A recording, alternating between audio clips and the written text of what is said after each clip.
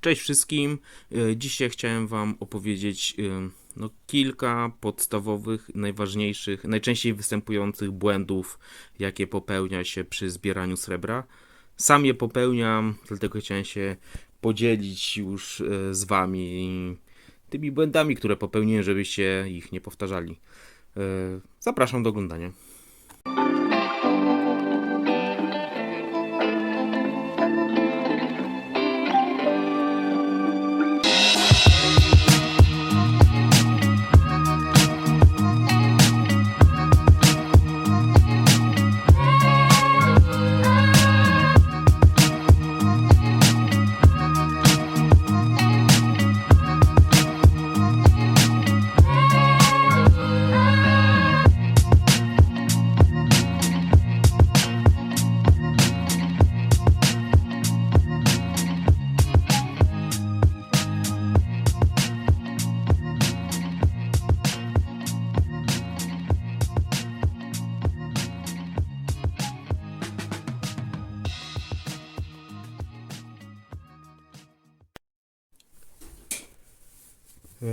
No cześć, chciałem, tak jak mówiłem na początku, podzielić się dzisiaj z Wami moimi błędami, które popełniłem w trakcie już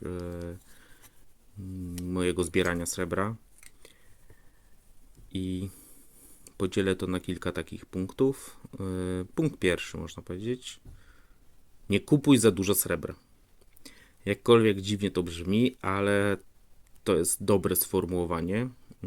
O co mi chodzi? Nie rzucajmy się od razu na nie wiadomo jakie ilości. Sprawdźmy, na ile sobie możemy pozwolić. Odłóżmy poduszkę powietrzną, poduszkę finansową, a nie od razu kupujmy całe tuby srebra i w ten sposób zamrozimy wszystkie nasze środki i pieniądze w srebrze. I wtedy, kiedy one naprawdę będą nam potrzebne, będziemy musieli szybko sprzedawać srebro i zazwyczaj kończy się to tak, że sprzedajemy je wtedy ze stratą. Dlatego, tak jak powiedziałem, nie kupuj za dużo srebra. Musisz sobie przeliczyć, zdiagnozować, na ile cię stać. Średnio większość ludzi mówi, że 20% takiego portfela inwestycyjnego wkładać właśnie w metale szlachetne.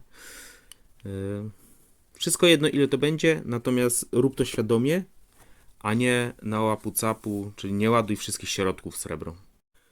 Punkt drugi, trochę kontrowersyjny dla mnie, zaraz powiem dlaczego, ale no muszę o nim powiedzieć. Nie goń serii do tyłu. Może pokażę na przykładzie już omawianej przeze mnie serii, chociażby monet bulionowych Myth and Legends. Jeżeli kupimy jakąś monetę i ona strasznie nam się spodoba, okaże się, że jest to moneta z serii, każda wcześniejsza w tym momencie na 100% jest droższa. Taki mały John teraz plus minus na rynku tam 140-145 zł. Ona jest trzecią monetą w serii, już mamy Króla Artura, już pojawił się Merlin, zaraz będzie.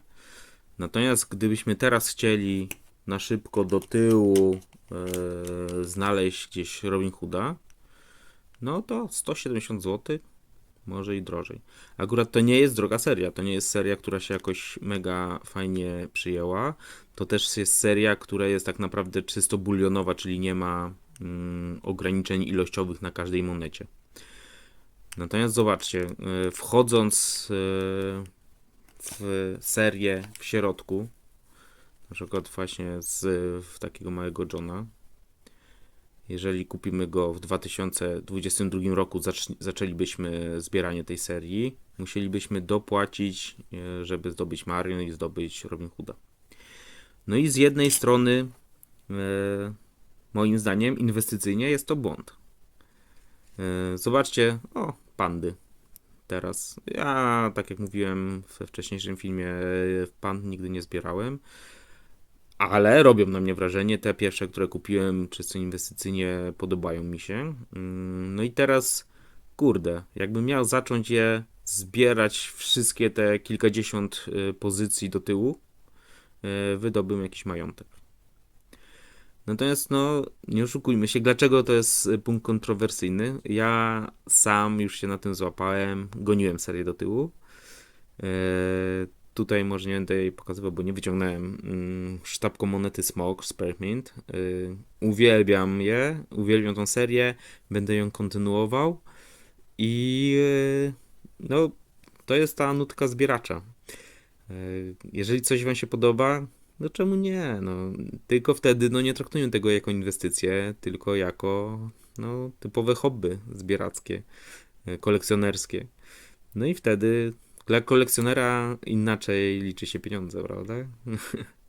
Tak. Sztabką monety Smog prawdopodobnie będą miały swój odcineczek osobny o seriach. Ale normalnie inwestycyjnie nie goń serii do tyłu.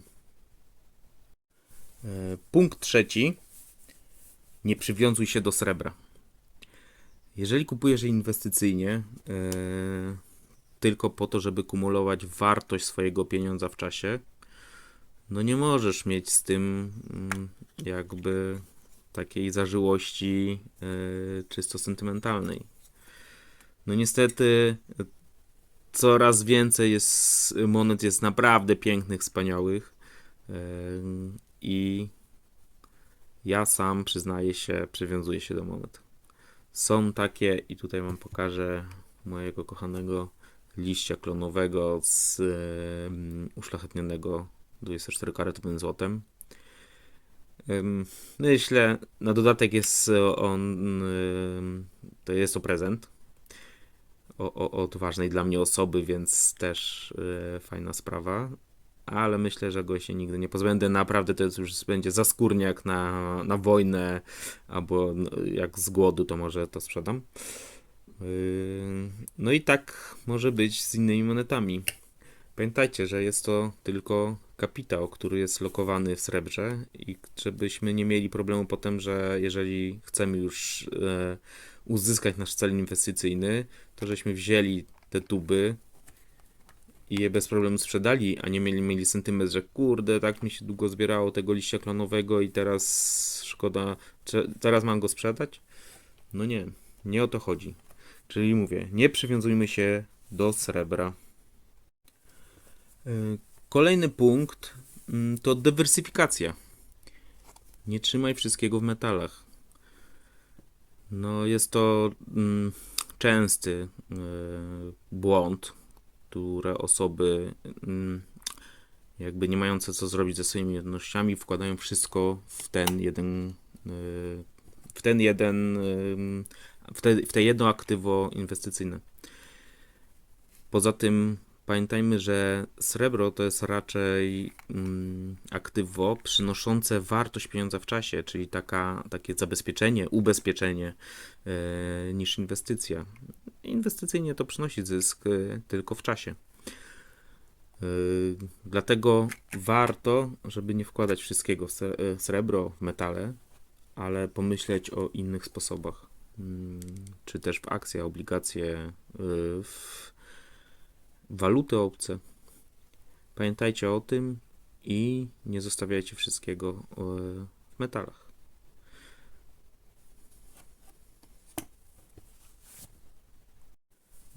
Kolejny ważny punkt.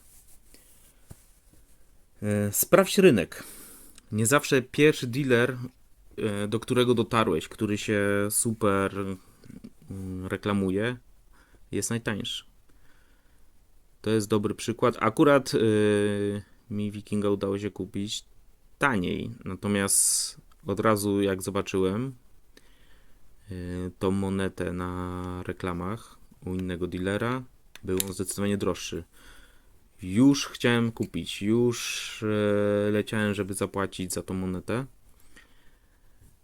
No ale właśnie jakby głos rozsądku przekonał mnie, że akurat wtedy nie miałem płynność finansowa nie była zachowana, miałem jakieś tam resztki za skórniaki na życie i mówię, no nie będę składał wszystkich możliwych pieniędzy w srebro.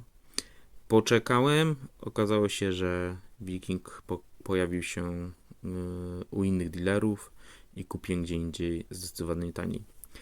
Dlatego pamiętajcie, od razu pierwszy wybór nie zawsze jest najtańszy. Sprawdźcie sobie rynek, sprawdźcie sobie strony internetowe dealerów, sprawdźcie sobie sklepy internetowe. Naprawdę czasem zdecydowanie dużo taniej wychodzi pójść do punktu i kupić. Odpada nam chociażby przesyłka. Tych możliwości jest. Tylko nie trzeba działać pochopnie i szybko.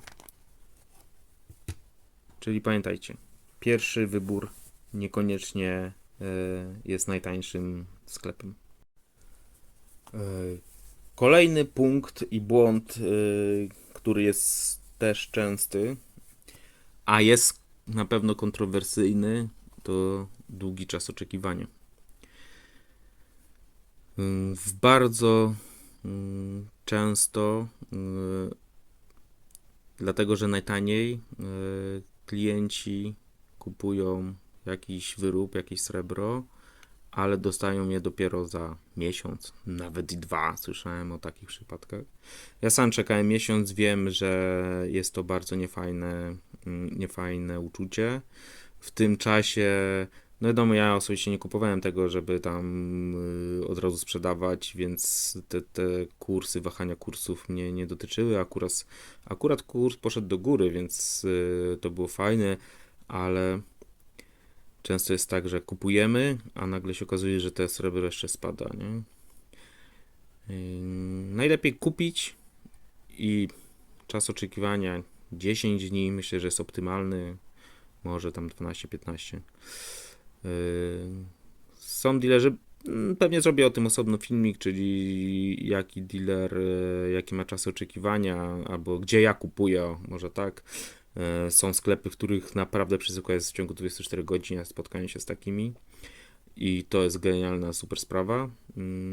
Ale nawet niech będą te 2-3 dni. To jest też dopuszczalne moim zdaniem.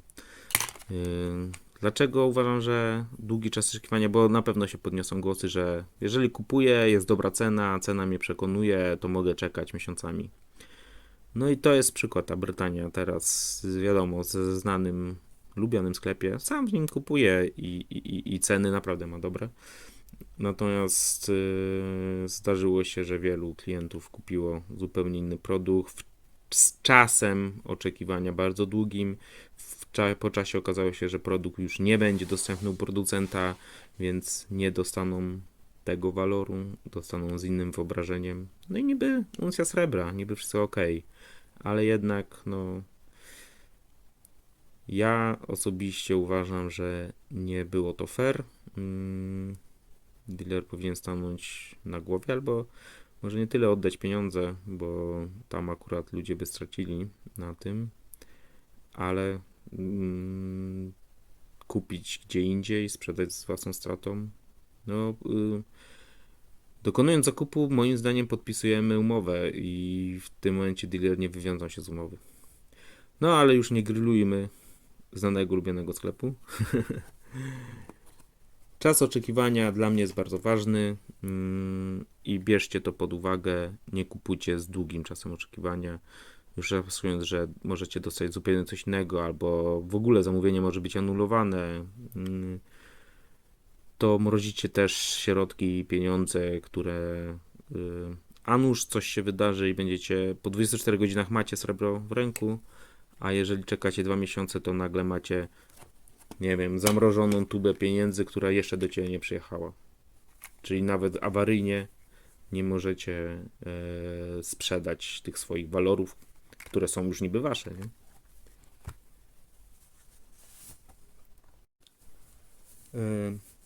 Kolejny ważny punkt, to się tak ładnie nazywa panic sales. Nie kupuj, nie sprzedawaj pod wpływem emocji. Wszyscy śledzimy wahania rynku. Nagle okazuje się, marzec tego roku, to jest dobry przykład, cena leciała w dół. Na wszystkich forach brzmiało, Boże, metale szlachetne, to już jest koniec metali szlachetnych, teraz będzie tylko równia pochyła, wszyscy na tym stracimy. I zaczął się tak zwany właśnie panic sales. Ludzie za Słabe pieniądze, zaczęli sprzedawać fajne walory. U dealerów też ceny spadły. Akurat ta Kokaburka to jest właśnie zakup z tamtego okresu. Nie wpadajmy w panikę. Tak to już jest z tymi rynkami, że raz cena idzie do góry, raz idzie na dół. Korzystajmy z tego, kupujmy na dołkach, a sprzedawajmy na górkach. Emocje nigdy nie są dobrym doradcą, a na pewno nie w inwestycjach. Punkt, który wiąże się z poprzednim, czyli FOMO. To jest bardzo częsty błąd. Sam miałem takie uczucie po wybuchu wojny u naszego wschodniego sąsiada, najazdu rosyjskiego na Ukrainę. Ceny drastycznie uderzyły do góry. No, cały czas myślałem o tym, że kurde, no teraz to już taniej nie będzie, będzie tylko drożej. No i mam w zbiorach trochę monet kupionych z tamtego okresu. Trzymam je cały czas, no bo sprzedam dopiero wtedy, jeżeli cena skupów osiągnie wartość taką, za jaką ja kupiłem, a przepłaciłem porządnie. FOMO jest to uczucie, że coś cię omija. Bardzo często towarzyszy nam właśnie w momentach, gdy cena leci do góry. Dlatego pokazuję byk i niedźwiedź. To jest bardzo fajna alegoria tego uczucia. Poczucie straty, że pociąg już nam odjeżdża, że teraz to już tylko będzie szło do góry. Teraz był taki okres, że złoto i srebro łapało swoje ATH. Natomiast ja cały czas nagram chyba o tym filmik. Cały czas się zastanawiam, czy wyciągać swoją szklaną kulę i wróżyć z fusów, bo to jest zawsze niewiadoma, ale ja jestem przekonany, że to nie jest tylko już jazda do góry, że to jest tylko podjazd tego pociągu na górkę i zaraz znowu zjedzie w dół. I tak w tom i z powrotem, cały czas idąc do góry jednak, podjeżdżając do góry, ale na górkach i dołkach. Więc nie popadajmy w panikę, nie kupujmy na pałę, nie kupujmy na górkach, śledźmy rynki i nie dajmy ponosić się emocjom.